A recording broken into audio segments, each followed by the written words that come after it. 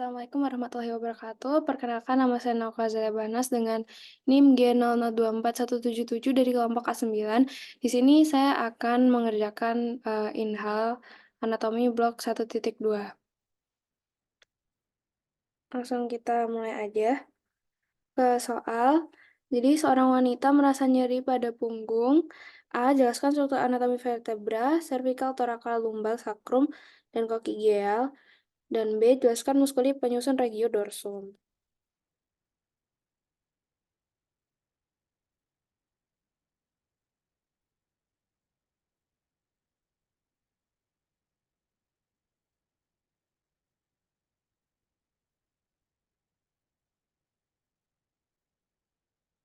Nah, di sini ada gambar anatomi vertebranya. Dia terdiri dari kayak 33 uh, tulang gitu. Nah, dia itu dibagi jadi 7 vertebra cervical, terus 12 vertebra torakal, kemudian 5 vertebra sakral, lalu 4 vertebra coccygeus. Nah, tulang belakang ini menempati 2/5 dari uh, ukuran manusia, seperempatnya dapat dikaitkan dengan diskus intervertebralis. Kolumna vertebralis terdiri dari 24 vertebra presacrum, 7 vertebra cervical, 12 vertebra thoracicae, 5 vertebra lumbal, serta 2 bagian sinostotik, sacrum atau os sacrum, dan coccygeus atau os coccygeus. Vertebra thoracicae berkontak dengan 12 pasang tulang iga, sacrum berartikulasi dengan ossa coccyx. Dalam tulang belakang, beban dalam posisi berdiri meningkat dari kranial sampai kaudal. Kemudian ini kita ke vertebra cervical tipikal. Jadi ini dia itu dia dari yang ke-3 sampai 6 yang tipikal.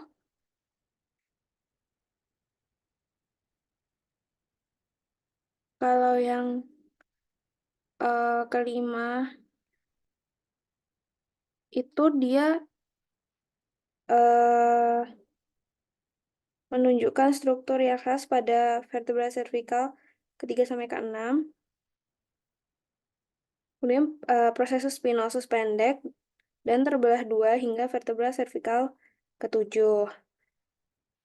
Proses transversus pendek memiliki foramen transversarium dan berakhir pada bagian lateral dalam tuberculum anterius dan tuberculum posterius. Sulcus nephipinalis berada di antaranya. Foramen vertebra besar dan berbentuk segitiga. Corpus vertebra lebih panjang pada sumbu transversal dibandingkan dengan sumbu sagittal dan memiliki lebar yang sama pada bagian depan dan belakang.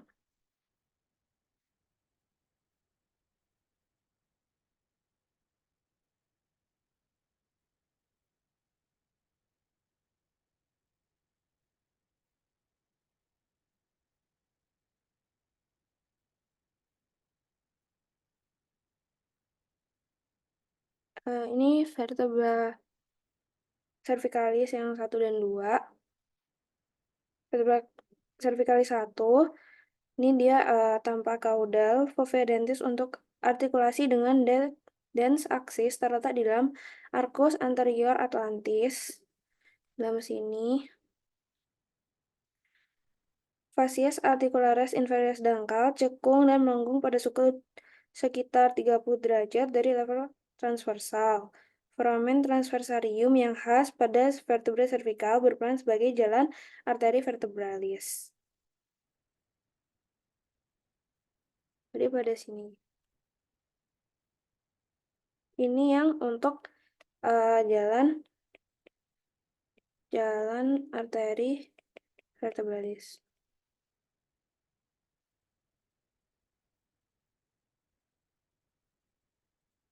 Jadi yang membedakan aksis dari vertebra cervical lainnya adalah dens.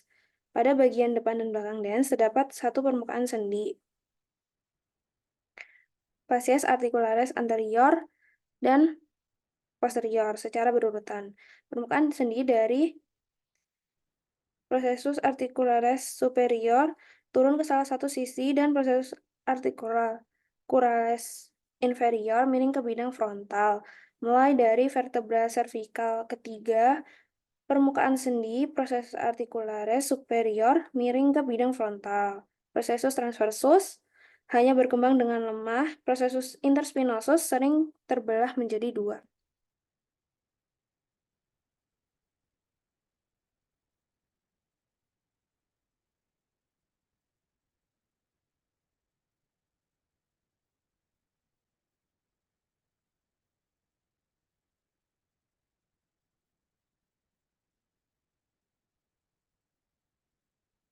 Kemudian kita ke ini vertebra cervical 7.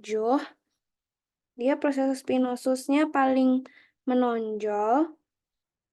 Kemudian prosesus transversarium paling besar, tapi foramennya kecil karena hanya dilewati oleh vena vertebralis.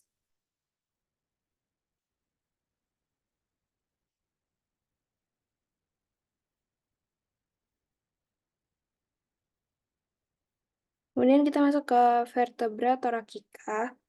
Lengan vertebra atau arcus vertebra dibagi menjadi pediculus arcus vertebra dan lamina arcus vertebra. Prosesus transversi di bagian lateral dan prosesus spinosus di bagian dorsal berasal dari arcus. Ini.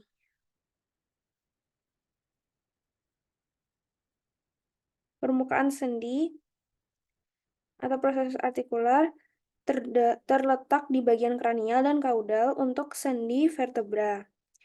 Ke arah lateral, vertebra memiliki permukaan sendi kranial dan kaudal untuk masing-masing kepala iga atau foveae costalis superior dan inferior. Pada prosesus transversus, fovea costalis berartikulasi ke articulatio constrotransversaria ini dengan permukaan sendi dari tuberculum costae iga yang sesuai.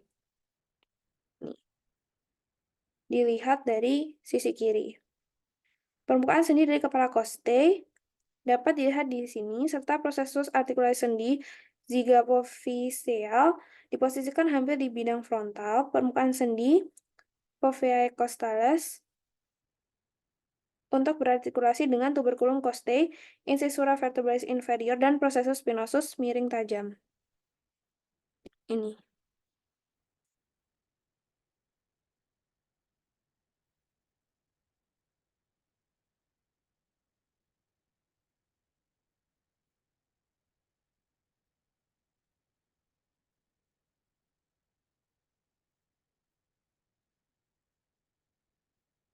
Kemudian ini ada vertebrae lumbal.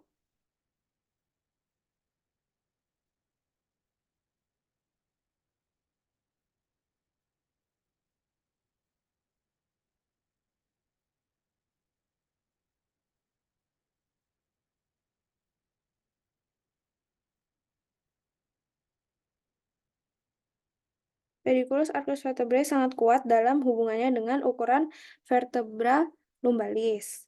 Di samping arcus, kita bisa melihat prosesus yang berbeda. Seperti prosesus costalis, terus aksesori, mamilares, dan articularis superior dan inferior.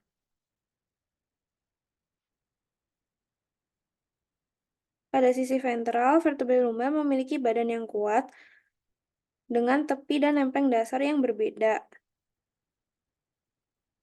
Permukaan sendi dari sendi zygapophyseal menonjol keluar dari korpus pada kranial dan kaudal.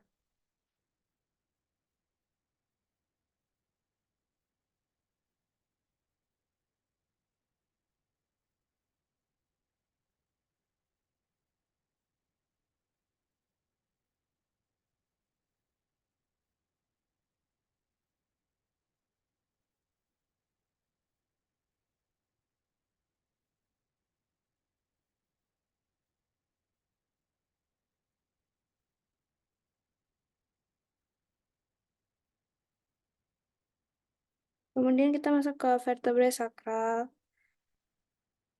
Facies dorsalis memiliki 5 garis memanjang yang dibentuk secara signifikan berbeda oleh penyatuan prosesus yang sesuai. Penyatuan prosesus spinosi sesuai dengan krista sakralis mediana. Prosesus sendinya di krista sakralis medialis dari prosesus lateralis yang rudimenter ke krista sakralis lateralis. Krista sakralis mediana berakhir di atas hiatus sakratis, yang merupakan bukaan kaudal dari kanalis vertebratis. Lubang ini digunakan sebagai pintu masuk anestesi sakrum pada anak-anak. Fasies pelvina menunjukkan batas yang menyatu dan vertebra sakralis dan foramina sakrali. Bagian os sakrum yang terletak lateral dari foramina sakralia anteriora disebut pars lateralis. Basis osis sacri yang terlihat dari atas merupakan permukaan kortak untuk diskus intervertebralis dengan vertebra tumbalis ke-5.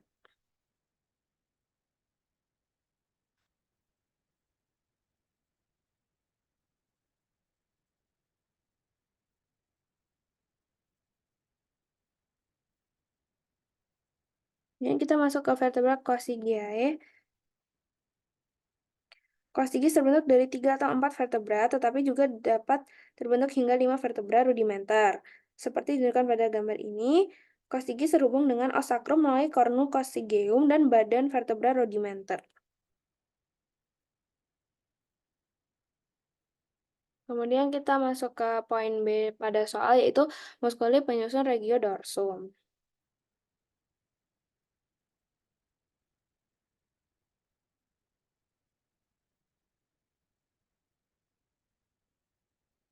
Jadi dia itu ada pertama musculus trapezius.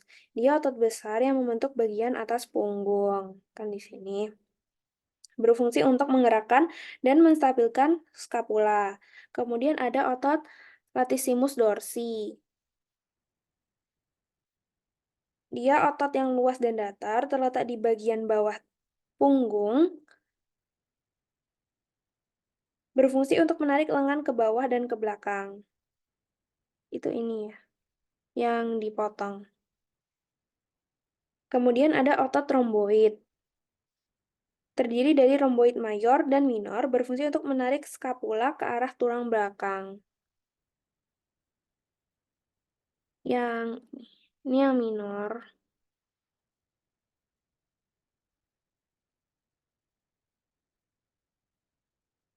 Kemudian ada musculus erector spinae.